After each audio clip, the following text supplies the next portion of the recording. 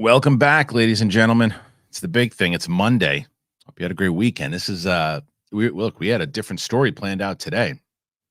But right before we were going to go live, about 15, 20 minutes beforehand, the news came in that Jonathan Majors, the actor of Kang in Marvel and Creed 3, he was found guilty of assault, harassment. Now, not a lot of major charges, but they were still found guilty.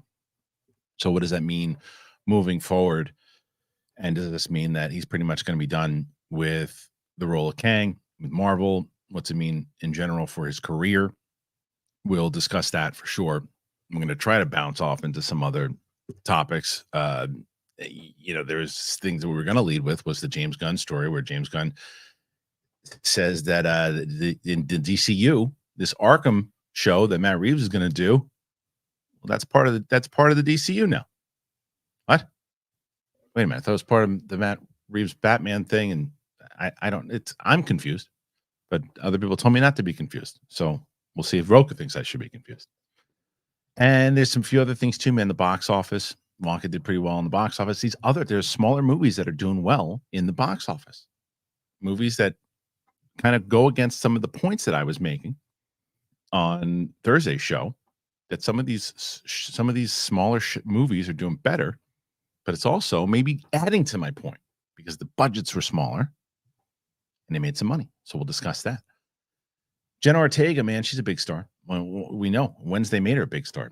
They're talking about spinoffs now with that, and there's a spinoff from some other Peaky Blinders. Are there too many spinoff shows? Should they focus on the shows that are happening at the moment? What do you think? We'll talk about that as well.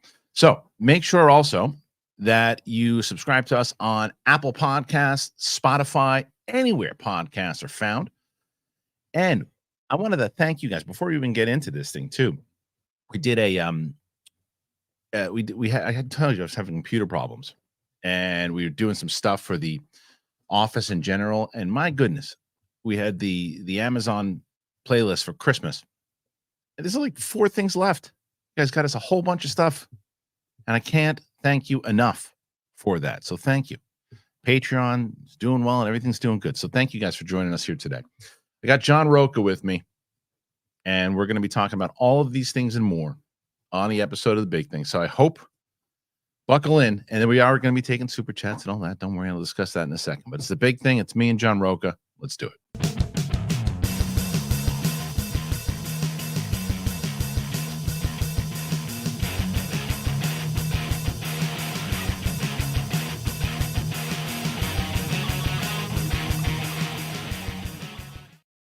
Hello, everybody. Welcome back. Here it is. Here's the show. Joining me 2 weeks in a row from the John Rocha YouTube channel. You know him. There he is, the outlaw himself, John Rocha. What's up, John? Hello. What's up, bud? Wow. What a morning. What a morning indeed. And we haven't even had a chance to settle in. I had all these stories that we were doing and putting things together. I put up my review of Iron Claw this morning, and I was like, okay, putting together these topics. I send you the link. I'm like, here we go. And then right beforehand, it's funny. I started changing the topic, and I started changing the picture right away. And then I'm getting tagged. You better change the topic. You better change this. I'm like, I did it already. Give me a break.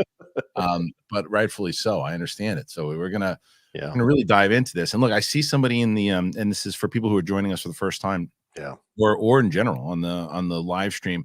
The way it works is we have our topics that we're going to talk about, and we'll go through all of them. I see the super chats already coming in. Yeah. Please send them in throughout the show. And then while we're done, once we finish, no matter how many are in there, cut it out, John. No matter how many are in there, we're going to make sure that we get to all of them. So we're not going to miss any of them. So make sure that you throw that in there.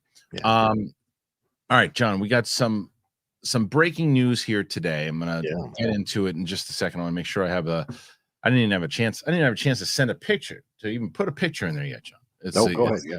I gotta put a picture of the actual topic that we're gonna be talking about here today, because it is Jonathan Majors, the actor who plays Kang. Jonathan Majors was found guilty of assault and harassment. This coming from Hollywood Reporter. The verdict was reached on Monday by a 6-person jury after 4 hours of deliberation spread across 3 days. The actor is set to be sentenced on February 6th. New York jury found Marvel actor Jonathan Majors guilty of reckless assault in the third degree and guilty of harassment. The verdict was reached on Monday by a 6-person jury after roughly over 4 hours of deliberation spread across 3 days. Majors was wearing a gray suit and a black dress shirt and a tie, sat with his attorneys, family members, and his girlfriend Megan Good behind him as the verdict was read. He was found not guilty of intentional assault in the third degree and not guilty of aggravated harassment in second degree. The sentencing is set for February 6th. Majors faced 4 charges of assault, aggravated harassment, and harassment after he called 911 on March 25th when he said he found his ex-partner, Grace Jabari, unconscious in their apartment. Police arrested Majors after finding apparent injuries on Jabari, including a laceration behind her ear and a bruised and fractured finger. Majors pleaded not guilty to all charges. Jabari, who took the witness stand for the first 4 days of the trial, said Majors had caused the injuries during an altercation in the car several hours before. She testified the alleged incident occurred in a private car when she saw a text on Major's phone that read, "Oh, how I wish to be kissing you." Jabari has said she tried to snatch the phone from Majors, who pried her finger away from the phone, grabbed her arm and right hand, twisted her forearm, and struck her head to get the phone away from her. The first 3 charges are misdemeanor offenses and related to alleged incidents in the car. The fourth charge of harassment, which is a violation, the most minor offense among the charges, relates to an allegation that Majors threw Jabari back into the car as she tried to exit. The defense alleged that he placed her back in the car to stop her from running into traffic. That action is captured on surveillance video, while the altercation inside the car was not captured on camera. The charges against Majors were brought by the state of New York rather than Jabari herself.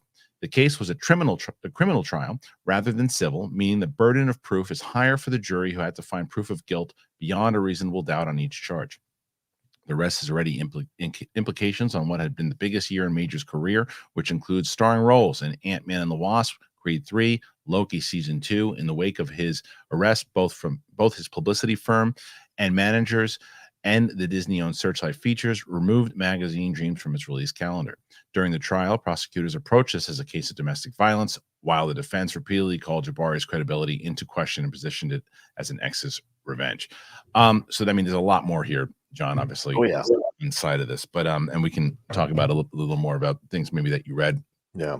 But I mean, I think the major conversation that's going to come here is whether or not, everyone's going to say this is like there's the trial itself, there's the things inside, and that's not really what we're going to talk about. More so, what's going to happen, regardless, because I already see it in the comments section, is people are going to say, well, he wasn't convicted of all the major charges, so he shouldn't be fired. And it's like, I don't know. It's like Marvel. You got to realize also, Marvel's a business, and you'll see what we talked about the other day on Capes and Cows, and I said you got to listen to all the facts. You got to hear everything out, and you got to see what the verdict is. Right. You can't, and I think they handled it right, and they didn't make many changes. They didn't make any statements until the trial, but the trial is over, and he was found guilty, albeit not the major charges. Still found guilty. I think they're going to replace him, and I can understand if they do. Yeah. What do you say? I think this is there's going to be a lot of parsing in the situation. First of all, it's just sad all around, right? Because this is clearly, you don't put your hands on a woman, no matter what the situation is. Really, most, 99% of that, you just don't put your hands on a woman. It's not how it works. I watched that video, and that video is uncomfortable to watch. I saw other people try to spin it like, oh, she's chasing him down the street. He is a massive dude who is jogging down the street. He is not running away from her in fear for his life. He is jogging down the street ahead of her because he could go much faster if he wanted to. You listen to those text messages. She recorded him without his knowledge, and the audio there really shows you a guy who has a very grandiose opinion of himself, which is not a negative. Ego is a part of being successful for most people. But at the end of the day, it's a very talented black man who was transcending as an actor all the normal expectations you would have in a situation like this in terms of Marvel and him being a big bad. This was such a great moment. He was building with momentum, and this situation happens. And look, the first thing is we hope the young woman is okay. She gets therapy for dealing with the trauma of all that. But we also hope, and I say this as a man looking back on my own life in terms of, the things you say, the emotions you have in certain relationships and things of that nature. Like, you've got to be aware of things in your life. You've got to have, if you've got some issues to deal with, you got to get therapy. You got to get some counseling, because that's going to get you to understand what the triggers are that are causing these situations. And Kristian got a text message that says, I want to be kissing you. So clearly something was going on here with Jonathan Majors on the side, with other people on the side. But this is just like, to me, a little bit like the Amber Johnny Depp thing. Like, it was just a bad match. Toxic shit went on between two people. And that's really, at the end of the day, a jury decided what they decided. And you want to argue degrees, knock yourself out. Marvel Yeah. doesn't have time for that. No, I don't think so either. And I think we're both on the same page. I do push back a little bit on the side of the with the video on the running side of it. The way that I perceived it, Yeah. He was trying to avoid the situation as best he could. Yes. Whether he was feeling guilty from the text and didn't want her to see it or not. Right. He was running away, so he didn't. The way that I perceived it was Yeah. that he didn't want it to escalate, and he didn't want running away from the situation. Worse than it was, and he got away. So to me, it was like, I thought the running away from it was a good way to separate it for it. So that's the way that I saw the video. Right. But again, I'm not on the jury.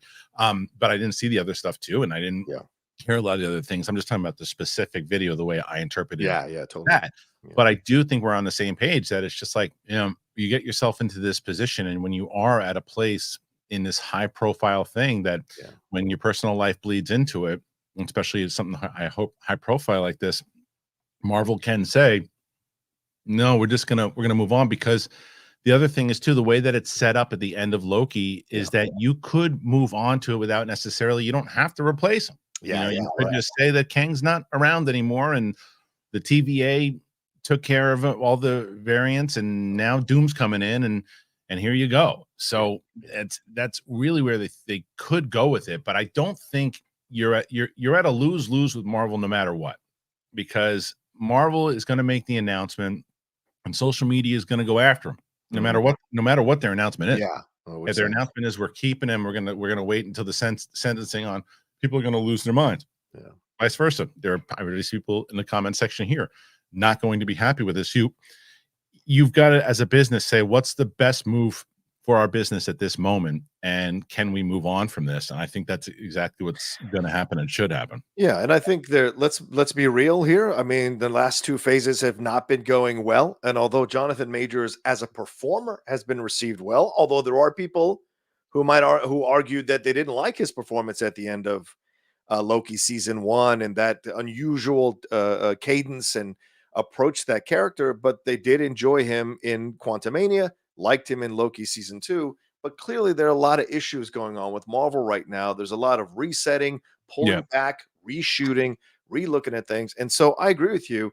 This is all they need to move on from it and the stain of it. And whatever your feelings are personally, that's a separate situation than a business. This is a business owned by Disney, a family company. Regardless what your feelings are about the strike or these other things, their brand is family. And if you're got the family situation, you don't want to make your big baddie someone who has been convicted or found guilty of second-degree, third-degree assault, harassment. You want to argue the degrees. You just can't have that, and it's a bad look overall. So I think the combination of factors of that the last two phases aren't going so well, so maybe a switch up is the right move. And the fact that he was convicted of this gives them all the reason they need to move past it. Plus, we're not getting another movie after Deadpool 3 until 2025, Kristian. So this is the time to reset. Let people forget, let this stuff die down, and just make new cast great and make new moves.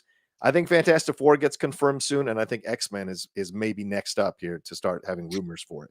Maybe so. And I think that one of the things that you really look at here is if you're going to ask yourself on an executive level, right? If I was going to say to you, if you and I were sitting there, okay, look, the jury came to their decision. It's out there now. Now, what's our decision? Is our decision we're going to keep him, or is decision we're going to get rid of him, or not continue with him rather? What do we think ultimately is going to be the biggest blowback? Because you're going to get blowback no matter what. What's going to be the biggest blowback? In my opinion, and I could be wrong here, but in my opinion, if you move on because you've already settled and people have been talking about the potential that he was either going to be replaced or something was going to happen in general, that people are somewhat prepared for it, But what you would get people who are going to be complaining about it for a bit. And as you said, you only have movies that are coming out in 2-3 years from now. By Right. the time you get to 2 or 3, 4 years from now, when movies are coming out and they're going towards 2 or 3 years towards doom or whatever, people at even the ones who maybe either A, were really upset about it, decided, okay, I'm going to keep watching now. Don't like the way they handled it, but I'm going to keep moving. Or those people have left Yeah. and don't want to watch Marvel anymore, but it continues on. Where the vice versa is, if they decide to keep him, then for 3-4 years, you're going to consistently hear about it Yes. from people. So Yeah. it's, I think that the choice would be, you got to move on. Yeah, you got to. I mean, Yeah. women's groups are going to be very loud. What is what you've seen lately from Marvel and from Disney, right? From the top down, it's been focusing more on female stories, female-led stories, and I think you can't have someone who's been convicted or found guilty, rather, of these things, be in charge, be the big baddie, and be the person that gets showing up on all the red carpets, gets interviewed, gets there, gets to all the junkets.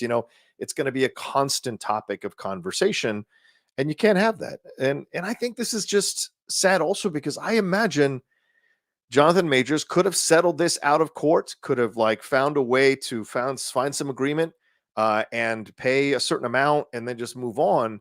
So I'd love to find out, and I'd be curious to find out what was the logic in trying to go this far.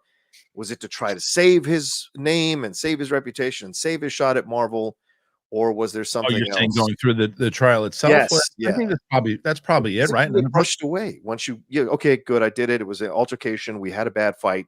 I get it. I shouldn't have done this. Here's the money, and I'll move on. It I'm happens sure all there's the a time. lot. I'm sure there's a lot that goes into it, man. Too. Same, Yeah, same true. thing. If for the fact that even afterwards, and the fact that he felt he was doing the right thing by calling 911 and saying, like, look, here's the deal, and he didn't feel that he did Mm, anything in his mind, didn't do anything to warrant getting fired, so he wanted to fight it in court. So I don't know. Again, I don't know enough about all of the details. I know as much as I guess tuning in, making sure, like for us, for what we cover on the show, the question is he going to carry on past this verdict? And I don't think he will. no. And I don't think a lot of people are going to, Marvel's going to say, we just can't. So, Yeah. and I saw a couple of people putting in the super chats. Again, we're going to get through all of them. We have a lot of topics here that we're going to talk about today. I see we have about, now I can't even tell, 1,400 people in here watching right now.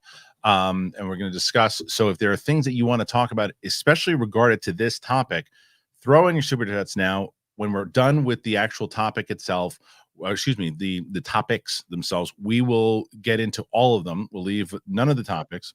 But also, I think that the other side of this too, John, besides, before we move on to it, I see that I got you on there the whole time. I like looking at you, but so we got the other thing I was gonna say is that in regards to his career, right? Like you and I kind of talked about it a little bit too. There have been a lot of well, before we jump into that, I saw that somebody had also mentioned like Ezra Miller, and that Ezra Miller was a convicted felon and was still working. I thought Ezra Miller should have been replaced. I agree 100%. But Ezra Miller was never found guilty of anything inside of a court, just in sort of that verdict for the charges. Or just want to make that clear. But I do agree that Ezra Miller should have been. The problem is that movie was shot already. The movie was done, and it was coming out. Now, if Ezra Miller would have been allowed to continue on, that would have been a major issue. I think that it was easy for Warner Brothers that movie ate shit. Yeah. Because if that movie did well, the dilemma that they would have been in, I thought, even if the movie did $1 billion, they should have gotten rid of Ezra Miller in general. Right. And I'm aware that Ezra Miller wasn't convicted of anything. But there's, as you said before, there's just too much stink on it. Yeah. To where it's like, now and you're not connected to a DCU. You are connected to a DCU where you could recast, and it's like, okay, we get it. But there's a different situation there of you can't say, well, they didn't replace Ezra Miller. That movie was done. It was over. Now they didn't, and Ezra Miller did like 2 seconds of press or whatever it might be, and Ezra Miller did not continue on. That was the big question at the time, where everybody, rightfully so, was going, well, wait a minute. How is Ezra Miller still in there? Right. They're going to continue with Ezra Miller? And the answer is the movie ate shit, so they didn't have to deal with that problem. That's why that problem went away. And Ezra reached agreements with the people who are making the accusations. If you go back and look at it, some of them reached agreements with him, and so that's that. And he didn't go to a court. When you go to a court, that puts the spotlight on everything on you. It drags out the story as a news cycle for numerous news cycles. More people become aware of it. Eyes get on it. Your brand gets brought into that situation. And certainly, the last thing Disney wants to be connected to is a sexual assault, sexual harassment situation. And so you factor all that in. Now, with Ezra, like I said, if they had just gotten rid of Ezra, I think a lot of people would have been fine with it. But the moviegoers voted. They voted by not going to see the movie. Okay, that's a big deal. Look at West Side Story. The whole thing with Ansel Elgort, all that stuff came out before the movie. The movie tanked. It did not do well.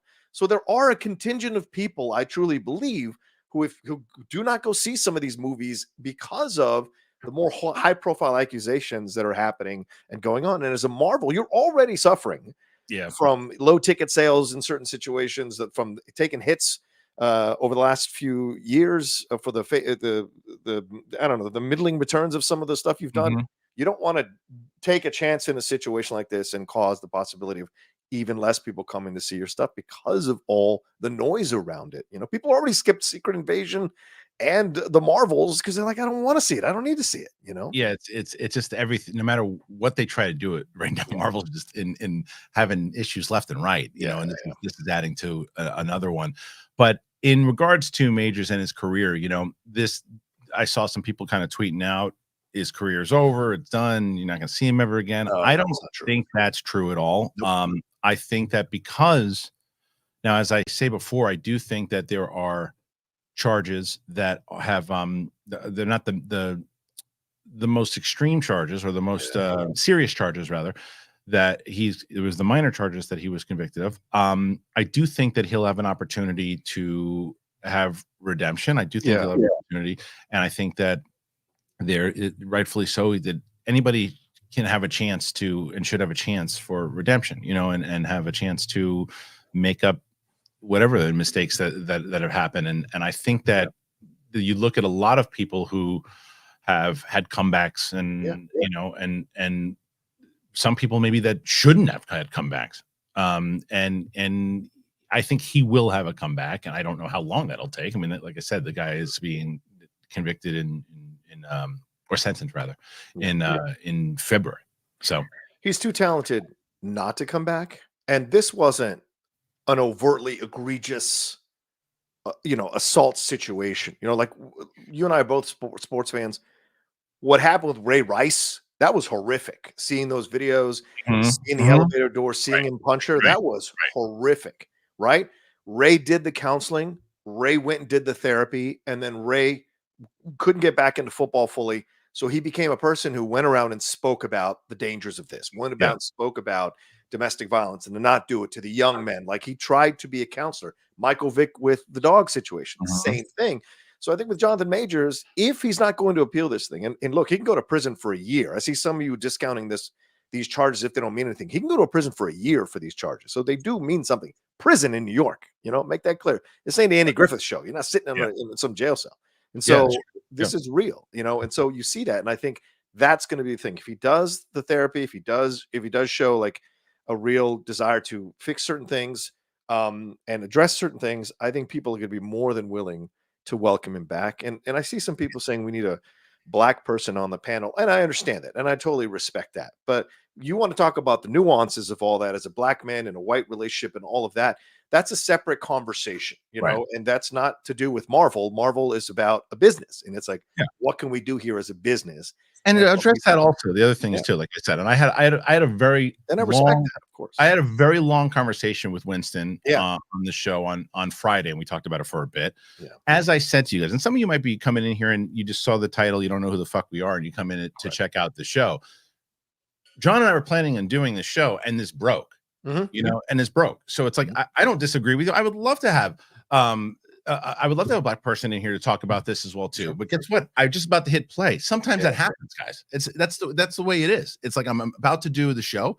I clicked the button. I was like, wait, there's a topic. I don't want to not do the topic. Right. So we're doing the topic. And I get it. I understand it completely. And I understand that, points of view. And I'm going to talk about it more because Winston's coming on the show on Friday. Yeah, and we'll be discussing that. We're definitely going to be discussing this more because as that show is more so in the comic book movie realm, and we'll be discussing the kind of the implications. So I understand that. I understand that being said, but it's also when a show's about to happen 5 seconds beforehand, this is who you got today. Yeah. This is who you got. And I'm a person of color. I'm a full Latino. I hope I'm adjacent a little bit to have a conversation about how this can be a bit unfair to a person. And I also think you have to respect, and it's also a matter of like respectfully talking about it as well too. I think you got to talk in an approach, like, because I don't disagree with someone who's just like, well, this white guy, what's he know about it? And I was like, look, I'm telling you, I want to like, and I was talking about it beforehand when this thing was going down. The first thing that I said is you have to listen to the facts before you just pass judgment on somebody and go, yep, that guy is guilty. You can't do that. And that's what people do on Twitter all the damn time. They do it all the time. It's like, no matter what. Oh, wait, you did that? Here's a rock. I'm going to hit you in the face with it. Right. That's what people do all the time. And you can't do that. And that's why I do say, regardless, I have been very hard on Marvel over the last year, 2 years, because a lot of their stuff has just been subpar, being general, right? But I do give them credit that they didn't jump the gun here and just say, he's out. They waited. Right. They waited for the process. Exactly. They respected the process. Yeah. They respected the process. So look, I get it. It's a heated topic. I understand it for sure. And who knows what's going to go down with the rest of it. But appreciate you guys. Leave your comments. Yeah. And we're going to keep talking about more stuff. We're going to try to transition to other things. I know that's not going to be the easiest today to do, but we're going to try it. I think the best way to do it, maybe I'll throw you a sponsor. I'll throw you a sponsor right away. And it's holiday season, man. And let's get right to it. Let's tell you about Rocket Money. Hey, Rocket Money. How much do you guys think that you're paying a month on subscriptions? Yeah, that's what I thought. Most people think they're $80, $82. Yeah, right. You're paying closer to around $200. And that is why I use Rocket Money. What is Rocket Money, Kristian? Thank you for asking. I'm going to tell you, me. Rocket Money is a personal finance app that finds and cancels your unwanted subscriptions. It monitors your spending, and it helps you lower your bills. And it's all in one place. It has over 5 million users and counting. Rocket Money has helped save its customers an average of $720 a year and $1 billion in total savings so far.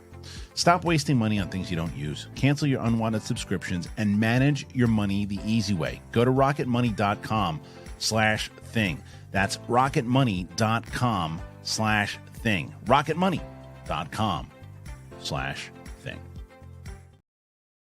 I love Rocket Money. It's kept me, I'm not going to pretend to tell you that I'm super organized. I'm not. I have an empty in and out box right now, and I got to make sure that I clean it up. But what I do know is that I'm cleaning up all my financials because of Rocket Money. I love Rocket Money, guys. I'm telling you, get it. It'll change your life. All right, Rocha. I love it. Rocket Money. Let's go. Well, they used to be, they were a different company. They were a different name. And then I already had them. And then Rocket Money came on. And I was like, dude, it's just like, it tells you, like, hey, stupid, you're spending too much. You didn't spend enough this month. I love it. I love Rocket Money. This is the topic that I thought was going to be our main topic, John. Which was, this is that James Gunn stuff. And James Gunn is now, he's got this Arkham Asylum thing. What is this? No, that's not it. That's Ghostbusters. That's Ghostbusters. Man. There we go. All right. So I'm going to tell you about what he's saying here. That James Gunn says that this Arkham series is set in the new DCU, to which I say, what the fuck? DC Studios co-chief James Gunn has confirmed that the Batman director Matt Reeves is developing a series set within Gunn and Peter Safran's new DCU universe. Reeves is slated to direct the Batman sequel and is listed as executive producer on Max's The Penguin series, which is a spin-off of that film and set within that universe, one separate from the larger interconnected DC universe of Gunn's Superman Legacy and the other DC films following.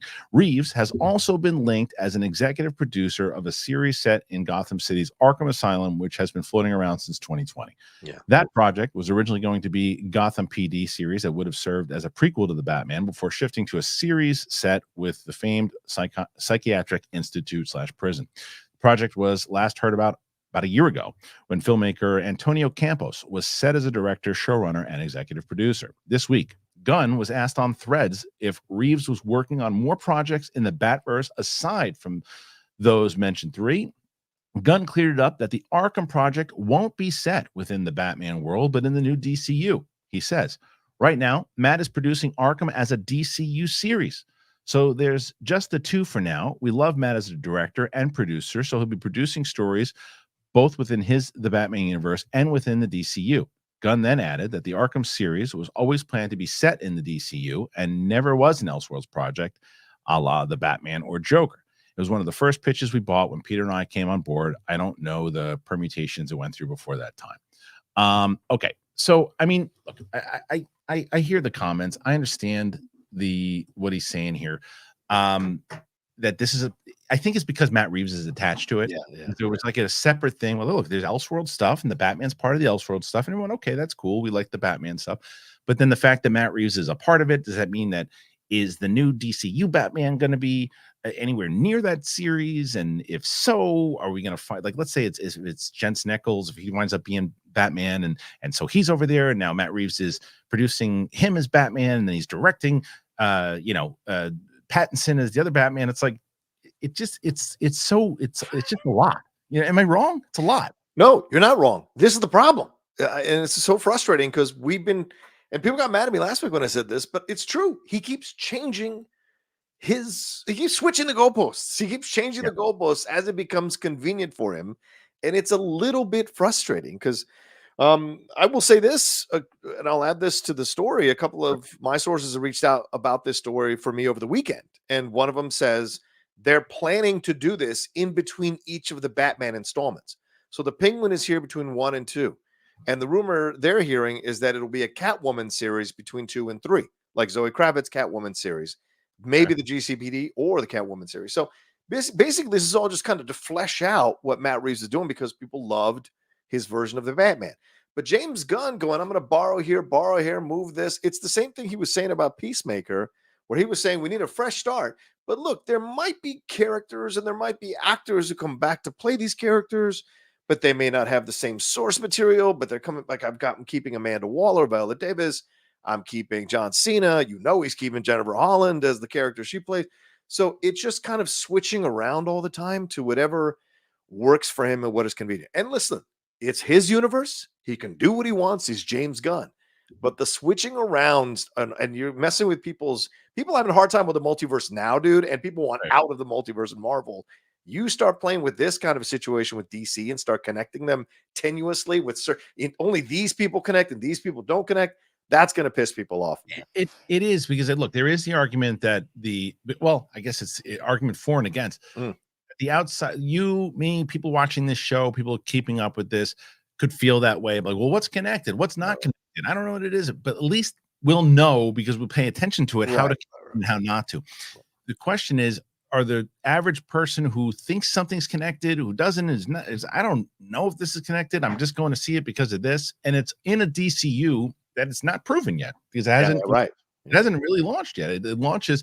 The first DCU character that launched was Blue Beetle, not the movie, the character.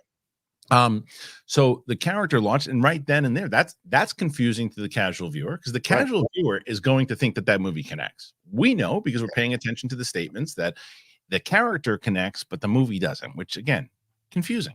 The Batman, there's you should have just found a way to bring in the Batman. Robert Pattinson. You just should have make him part of it and figure it out to how it's connected. I know it's a lot darker. I mean, you got the David Fincher to where they're going to go with Superman now and how it's going to be more traditional Superman, old school, which I love. But like they need to set all that up. So it is confusing. It can still work. And I say this as James Gunn knows what he's doing. He knows what he's doing. Like you watch like this stuff, like even the stuff that didn't do financially well. The Suicide Squad is one of my favorite comic book movies, maybe ever. I love that movie. Or maybe like it's in my top 10 to 20, we'll say 10 to 20. Because I was not expecting to like that movie because I wrongfully so had judged it on what we had seen with Suicide Squad when that came out. and I laughed my fucking ass off with that movie. And then because of it, I watched Peacemaker, and he did Peacemaker well. And Guardians 3, I was not a big Guardians 2 fan. I have since gone back and watched Guardians 2 and liked it better than I initially did, but I think it is still suffers from it's a joke fest. Like maybe there's some funny jokes, but it's like, hey, you get a joke, you get a joke, you get a joke. Even though you're not really supposed to have a joke, there's a funny joke I thought of in my head, and you should say this. But three had the most emotion. I actually like 3 better than 1. And he's there right now. And he's moving. So it's a different thing though when you're directing and creating to then say, oh, but all this other stuff that I'm doing, I'm producing this, and I gotta tell him that, yeah, you should do that, and then you should do that, and you're okay there. It's a crazy conductor thing. Yeah. And right now this is not a great symphony. I want to make another sports reference here, man. Sure. For years, right? Dan Snyder owned the Washington football team, Commanders, Redskins, whatever they were, because they're my team. But boy, he won the offseason every time, didn't he? He was like, I'm picking up Deion Sanders and Bruce Smith and this receiver and that lineman and that quarterback and this thing, and I'm piling up all these great little assets, and then we're gonna win the Super Bowl, right? Right now, we're in the longest offseason ever before the DCU starts. And all this stuff that's going on when you haven't even planted one flag fully. Yes, Blue Beetle. Yeah, but Blue Beetle's like the Incredible Hulk there in 2008. It's like, okay, yeah, kind of connected, but maybe not. We'll see how it plays out. With this whole thing, now there is way too much chatter about all the stuff it's going to be when you haven't even planted the first flag on the ground to make sure this is good. Because where's all that chatter going to go if Superman Legacy underperforms, isn't that well received, or gets criticism for it overall quality wise and performance wise? What are you going to do then? Then you have to readjust. Then you're changing on the fly. Then is Matt Reeves going to do better? And also, James hasn't had to do all of this yet with creators at the same time. You can say, oh, I can do Feige's job until you actually have Feige's job, and you have to deal with all the stuff that goes on with Feige. A lot of people see what you do and they're like, oh, I can do what Kristian does. And then they start doing it like, oh my God, I can't do this. Yeah, exactly. Once you're in it, it's a whole nother ballgame, man. Yeah, and I don't know if James Gunn was. I actually think that James Gunn is pretty realistic when it comes to this stuff too, from things that I've heard about him, and that's one of the reasons why he chose to do it with Peter Safran. Right now, James Gunn obviously is always the one that gets the focus on because he's James Gunn. Right, he's James Gunn. Peter Safran is not as well known, but he's making as many decisions as James Gunn is. They're running this thing together, but it always seems to be like James Gunn's the guy. James Gunn's the guy. And I think there's a reason why James Gunn realizes, because how much is involved, because he knows how much Kevin Feige does do, that he had seen so much of it, that he also wants to make sure he doesn't wind up getting burnt out from the non-creative side of it. I mean, I guess everything can be argued that there's a creative aspect to it for sure, but you know what I mean, as far as directing and writing, that kind of thing. But look how he's not even handling the Zachary Levi situation, Kristian. I mean, look, Zachary's out here making these comments. Oh, you mean like he's not addressing it? He's not even saying for sure one way or another, right? Oh. And Wonder Woman, Gal Gadot came out and was like, oh yeah, Wonder Woman 3, we're totally working on it. That's what I mean about having it both ways. And it feels to me like he is consistently having it both ways, just in case I want to pull this toy back out of I don't want to play with it anymore. It was someone else's toy. But just maybe I'm going to keep the box with the toys, and if I want to pull them out, I'll use them. And well, you know what he did, though, John? You know what he did? The business move. They both did. Him and Safran in the beginning of it, and this is what they did. And I get it, but this is what happened.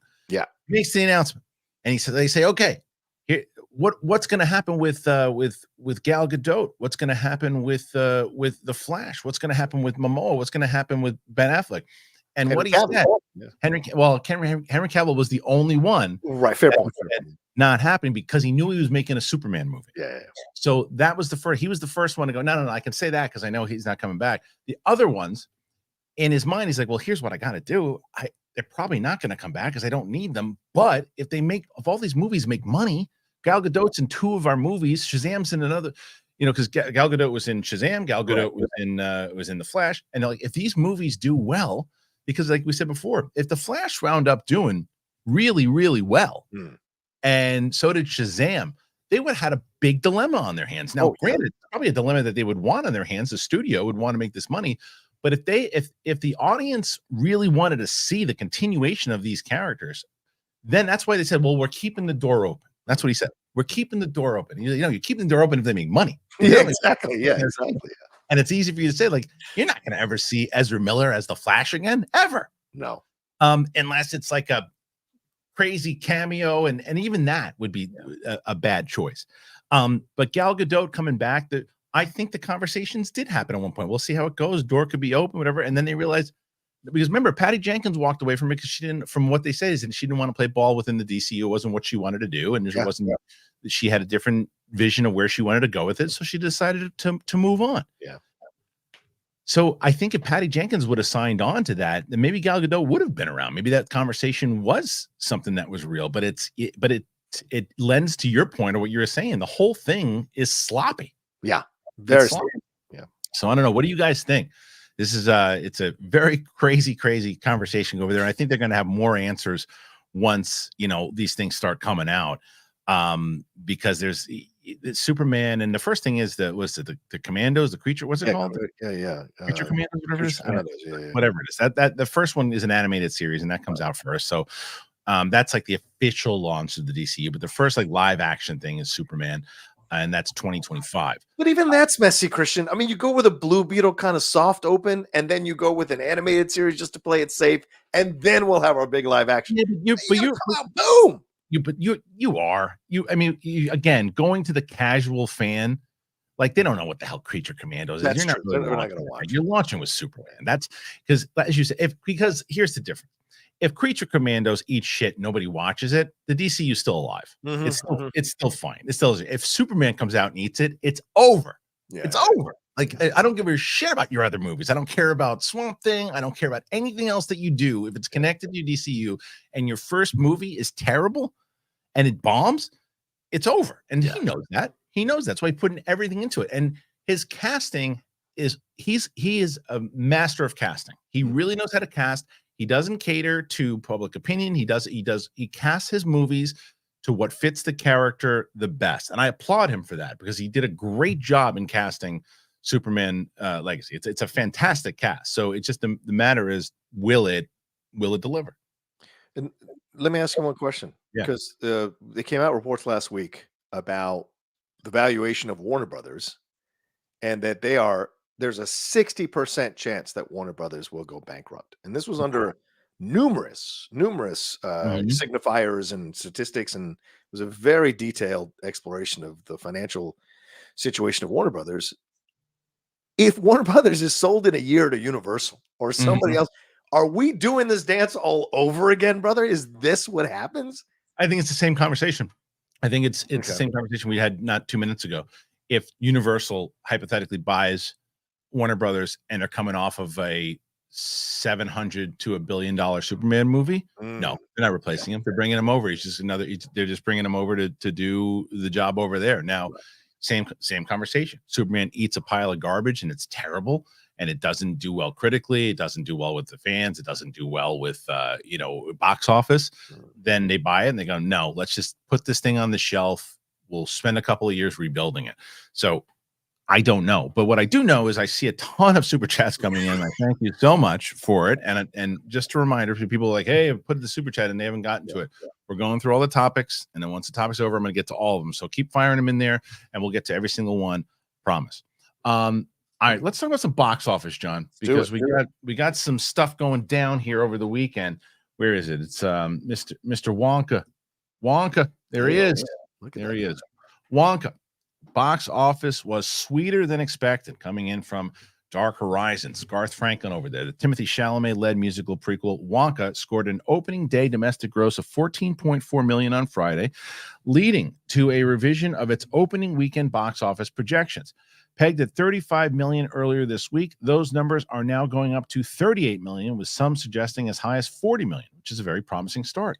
Helping things along is the solid A- cinema score from general audiences, with younger audiences giving it an A. Its numbers are being boosted by a strong surge in young people, with most ticket buyers 18 to 34. It's a film that aims to stick around through the holidays and could have that staying power. Coming in second will be The Hunger Games, Songbirds and Snakes, which continues its soft drop-off, down 35% in its fifth week, further $6 million, a total of $145 million so far. The acclaimed double Japanese sensations of Miyazaki's The Boy and the Heron and Toho's Godzilla -1 will battle it out for third with around 5 million each. Yada yada yada. Okay, so those are the big stories right there. Those are big stories. I mean, the rest of them you can go and look in box office. You find out the rest if you really care. So yeah. Look, Wonka to me, you saw it, right? Loved it.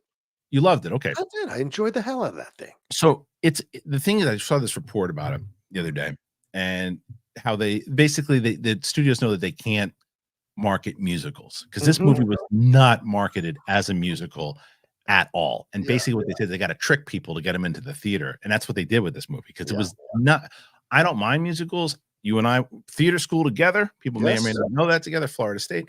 But I like musicals. I enjoyed, I liked West Side Story. I understand why they don't do well, but I was not expecting this to be a full-on musical. And again, not to just kind of go over my same points. I have my review up that I put up over the weekend. But my point is that, and I saw somebody write this, and I think that they were joking because if not, they're watching a different movie. I was like, the one thing that when I saw the out of the theater, and I said, well, the reason you have to compare this movie to the original Wilder movie because it's connected to the original, and it's connected through the score, it's connected through the story it's telling, and it's unlike, I didn't like the Tim Burton movie, but it is doing its own thing, and it's not trying to be that Gene Wilder movie. It's trying to just be a separate Willy Wonka story. And so I saw some guy comment, and he's like, "What are you talking about? This is in no way related to the '70s movie." I'm like, "What are you talking about? It opens with the Pure Imagination score. What are you talking about?" And at the end of it, he sings it. This movie doesn't have the edge of the 1970s movie. It doesn't. It's definitely more of a family musical. And if you approach it that way and you watch it that way, I think that you'll probably respond the way that you did, where it's just a fun family musical film, but it doesn't, it's more cotton candy than it is like a prime rib. Yeah, 100%. And look, that movie that came out in the 70s, it came out with that point of view in the 70s because we were in a shit ton of turmoil in the 70s. Okay. So this kind of stuff was happening all across the genres of films. So no, well, it ain't sunshine and rainbows today, my friend. Yeah, no, I know. I was going to say, but I think back then we were ready to have these battles and have these conversations and go to war in the streets and go to war and all that kind of stuff. Nowadays, people are exhausted, man. People are exhausted by all the political stuff. They're exhausted by all the battles and all the conversations and all that stuff. So I think the studio rightly saw that. And we're like, let's not do a bitter Wonka from the beginning. We've got time to get there. Let's start out with Wonka here with a beautiful story connected with his mom.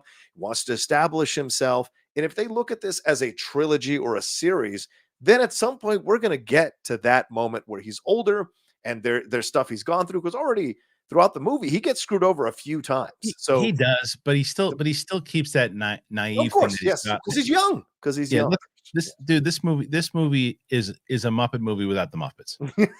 That's fair. That's totally fair. You know, the exact tone of it. The villains are god awful. Yeah, god awful. And Keegan-Michael Key Jr. I don't know what he's doing. I don't know what. Oh, really? Oh, yeah, the New York accent. Why is he in a New York accent in London? Yeah. What? Why is he? What? I mean, this isn't 1930s Brooklyn. What was that choice? Man, give me the chocolate. It could have been a Paul King choice. I don't know, but again, like I said, I'm gonna watch it with my kids, and I bet you my kids love it. So I see why it did well. And then you go to the other movies too. Hunger Games, though, man. Like, this is what I will say about Wonka and the Hunger Games is that it makes me hopeful for movies in the box office and everything too. As much as I loved seeing all the superhero movies and the fact that it was dominating for such a long time, I think people are starting to move on. People are starting to move on and go, no, what else can I see in the theater now? Because there is, and what also is promising is that those movies, the budgets are significantly, they're not $150 million, $200 million movies. And that is what we need. Like, how much does Hunger Games cost? 80 million, 75 million? That second one? Or whatever it was. The fifth one. I don't remember what the hell it is, but the Hunger Games prequel, it's like 75 of these fucking things. But Hunger Games prequel budget. Yeah. Let's see. I'm going to see what the budget is. And it's $100 million. And now that's today, that's not a big number. No, not for the money that it made, and it's doing, it's like that's a good number for that movie. And that's the kind of, and then you look at like Godzilla, right? Like that that's how I hope. I hope, and I give too much credit to studio heads because they're not going to take this. Look at what Godzilla did, and I understand that Japan's dealing with different budgets and rules and unions. I understand that, but it's still 15 million. Let's say it would have cost $80 million to do here. Okay, look at what the creator. I think that's comparable. 80, yeah, 80. Look at the creator. The creator cost about 75, 80, and it looked better. It had better graphics than it had better graphics than the special effects in the Flash. I'll tell you that right now. And like that's the kind of stuff that I wish would that they would take that note, because yeah, and maybe I'm in an artsy fartsy mood too, John, because I watched a lot of movies. You know, I just started watching last night. Fell asleep, not because of the movie, because I was exhausted. Okay. Was really enjoying the movie. Was the Anatomy of a Fall. Yeah, you seen it? Film. I'm pretty locked in. I mean, like I said, I was upset at myself that I fell asleep, and it had nothing to do with the movie. I was just tired. I watched that. I watched Nyad. Nyad was good, which is the movie with Jodie Foster and Annette Bening about this Diane Nyad, who is her story is fascinating, and how that wasn't covered. Like, I mean, I know it was covered, but like the fact that I didn't know about that story. Did you know about it? Yeah, well, because I was a watcher of Wide World of Sports, okay, so yes, growing up with my dad, so I knew about Diane Nyad for quite some time. But the thing, I didn't keep track of the swim. Like I remember the first attempt, and then it just kind of faded. Right, because this is mid 2000s when that's going on, 2010s. So I didn't really pay attention to that as much at the time. But yeah, it was a great story, good performance, great direction too. But the one I want to do, and I got to give myself a single in this one. This one I got to talk about, please. So last week, or maybe even been actually a couple weeks ago, I said I started watching a movie, and I said I was about 12, 13 minutes into it. And I was like, I got to get off this artsy fartsy shit. It's like it's not doing it for me. It's this Oscar bait stuff. I'm out. And I wouldn't mention what the movie was. And people were like, what was it? What was it? What was it? Well, I can tell you now, and the reason I'm going to tell you is another reveal in a second. It was Poor Things. And I started to watch it, and I was not a big fan of The Lobster, wasn't a big fan of Killing of the Sacred Deer, did like The Favorite. And so I was like, all right, you know what? I'm going to check it out. I'm going to watch it. So in a turn of events, in a twist bigger than a Sixth Sense, I fucking love this movie. I love this movie. I love this movie. I couldn't believe it. Like 15 minutes, I was like, I'm going to turn this piece of shit off. And I'm 15 minutes into it, and like they're just doing this warped Edward Scissorhands thing, and Emma Stone's with this, I don't know what the hell. She is brilliant in the film. And then Ruffalo shows up. Next level. This is Mark Ruffalo's best performance ever. Wow. Ever. I'm losing my mind with this guy, laughing my ass off. This movie is brilliant. It's brilliant. I love it. This is the one thing that I've always said about myself, that I will never go into a movie. Even I'll go into a movie saying this movie looks like shit, or I couldn't. But if it's not, I won't just shit, even though I like it. Right. It's good. It's really, really good. And I was telling somebody, one of our patrons, I was on the phone. I was like, dude, I saw I loved it. He's like, whoa, what a twist. You said you hated it. I said, I hated it. I thought I hated it. And then I realized what it was. It's so well shot. The music's amazing. She is absolutely deserves all the buzz, but more people need to talk about Ruffalo. Ruffalo's so good. This movie's not for everybody though. It's fucking weird. It's weird. What's Yorgos? Of course it's weird. All of his movies are. The Favorite was about the most mainstream connectable film, so it's no surprise that that's the one that kind of won Best Picture and did all that stuff for Olivia Colman. But like, this one is out there, and I watched it based on your recommendation. I went and rewatched. Did you watch it? Yeah. And so it's like, what'd you think? Oh my god, it was genius. It was absolutely how funny is Ruffalo? Yeah, Ruffalo is great, and he's so good. People are focused on the Best Supporting Actress side of things and how great all the choices are. I mean, as you watch more and more of these movies, the Best Supporting Actor race is no slouch either. Downey's probably the close to a lock that you're going to get. Downey, Gosling. I mean, we both saw Iron Claw. Hope McElhenney should get nominated. So that's the other one I was going to talk about is Iron Claw. Yeah, like but I don't think, and I loved him in the movie. Yeah. If I'm ranking, I'm putting Downey at 1 and Ruffalo right there. Right. Wow. Right. Gosling I thought is fun. You know, I also don't love that movie like everybody else. So it's like, you know, that I don't know if he's really good in it, but winning over those two guys, that would be a crime for me, because he's good. but it's I don't know, not over those two guys. And Mark Ruffalo is just some of the shit that he says to some people, like the way he's hilarious. There's one scene where the doctor is coming at the end, and he does this one. I'm not going to ruin for anybody, but he does something that just is so bizarre, and he's so there's no fear in his performance at all. At all. And I'm not taking away from Emma Stone. Like I said, Emma Stone deserves every bit of accolades that she's getting because she is absolutely brilliant in the film. But no one's talking about Ruffalo, and I think it's his best performance like ever. So those are just a few of the things. I think that's the majority of the big topics. I want to make sure that we get. Did I miss something? Can I say one more thing about the box office? I went to see The Boy and the Heron, the Miyazaki film. How was that? I really enjoyed it. And let me tell you about my relationship with Miyazaki real quick. It's not going to be long. Miyazaki's films, for the most part, incredible films. But for me, when it comes to his animation, this is my typical thing with Miyazaki. Wait, John, I got to cut you off. Okay. I got to cut you off. This just in from Variety. Marvel drops Jonathan. Didn't take long, did it? No. So let's do that.